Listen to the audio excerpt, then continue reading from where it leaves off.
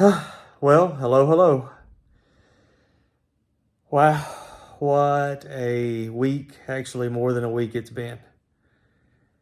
Anybody who's been following me knows right away that I'm feeling better because I have been so sick.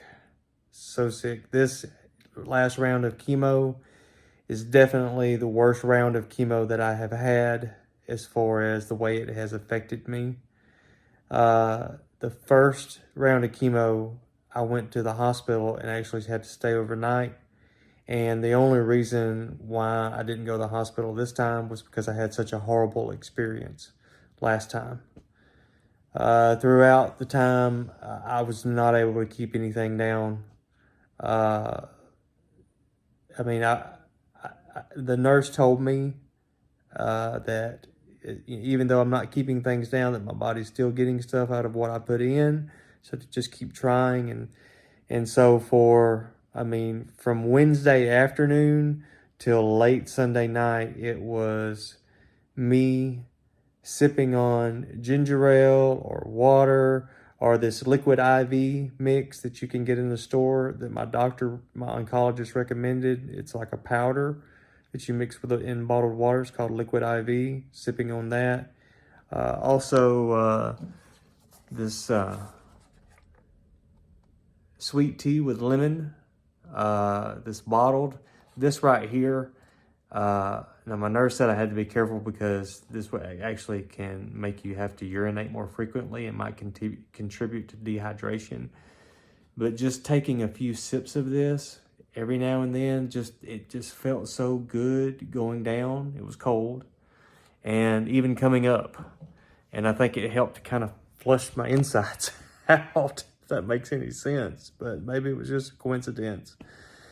But so that with ginger ale, I had take a protein bar, a soft protein bar, and mix it with a protein shake in the blender to try to drink that. But even now that I'm feeling better, whenever I eat something, like all I've had to eat today is like the protein bar and a bowl of chicken noodle soup. And it was hard to keep the soup down. Actually, the popsicle, these popsicles I got, Outshine popsicles. Now, a lot of people can't have cold when they're dealing with chemo. They can't stand to touch cold, anything cold at all. It's excruciatingly painful. But thank God I'm not going through that, because these popsicles, the last couple of days when I feel nauseous, like I eat one of these popsicles and it really calms things down. So just experimenting with different things, and I know I get a lot of comments about people saying to stay away from sugar, and I try my best to stay away from sugar, but I'm also trying my best to survive, and it's been very difficult. So to each his own. I'm not knocking the sugar thing at all. There's a lot of literature and a lot of people stand by that. But just like with any battle, we all have to fight the battle the best that we can. I'm trying not to get off track, guys. I'm sorry. There was a lot of things I wanted to go over. Now, usually I'm feeling better, but last round of chemo, I wasn't feeling too good when I went into chemo. And, now I'm still so sensitive with processing any kind of food now. So I'm concerned about this next round that's going to be even worse, but I try to be optimistic with it. So, but definitely glad to be on the other side of this round, because it was very difficult. And hey, everyone, thank you so much for your support, your kind words.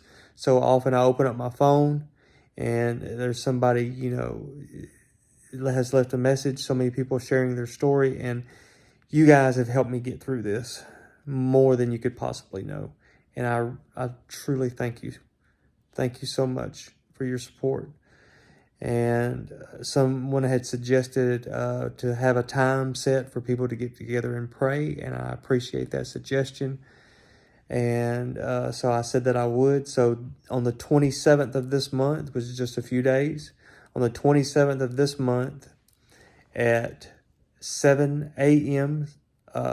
Central Time and 7 p.m. Central Time, if you would like to have a prayer for me and my family, just know that anyone who watched the video that wanted to participate is there praying with you, and we appreciate your prayers and your support.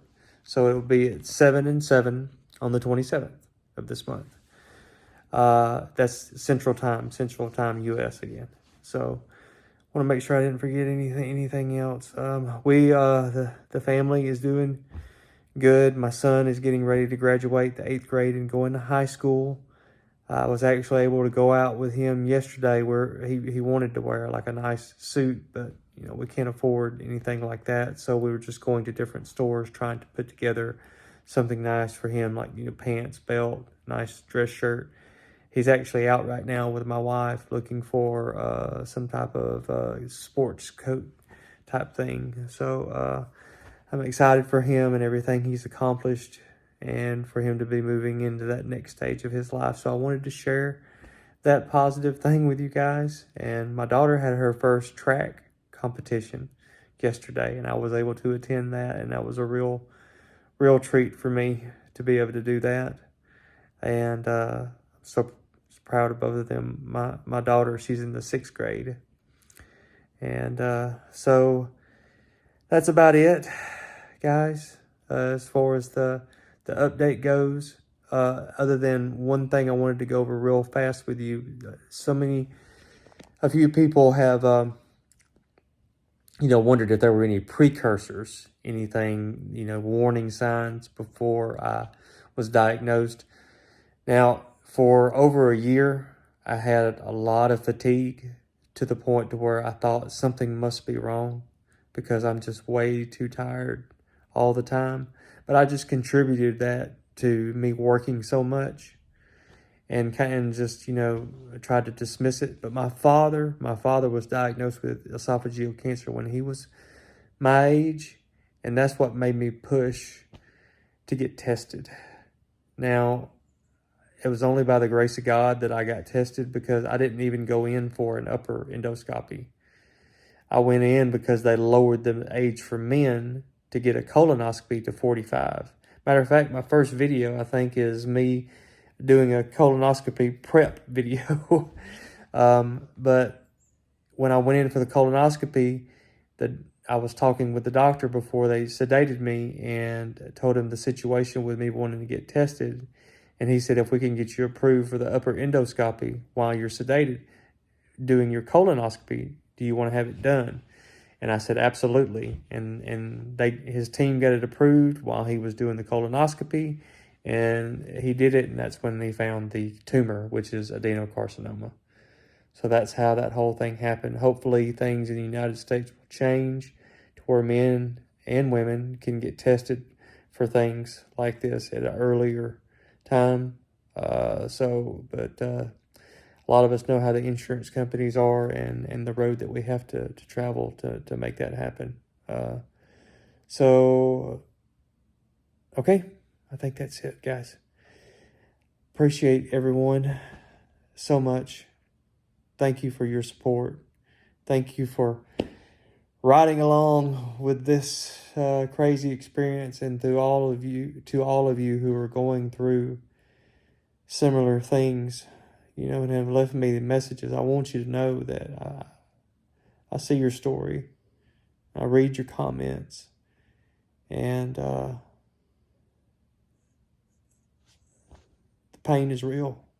The road is hard, but we just have to make the best of it, don't we? Just like with anything else, we just got to make the best out of what we got. And I'm glad I've got you guys cheering me on, pushing me to get through this. And I'm very blessed to have that. So God bless all of you and your families. And wherever you are, I hope you're having a good day and enjoy the day you have.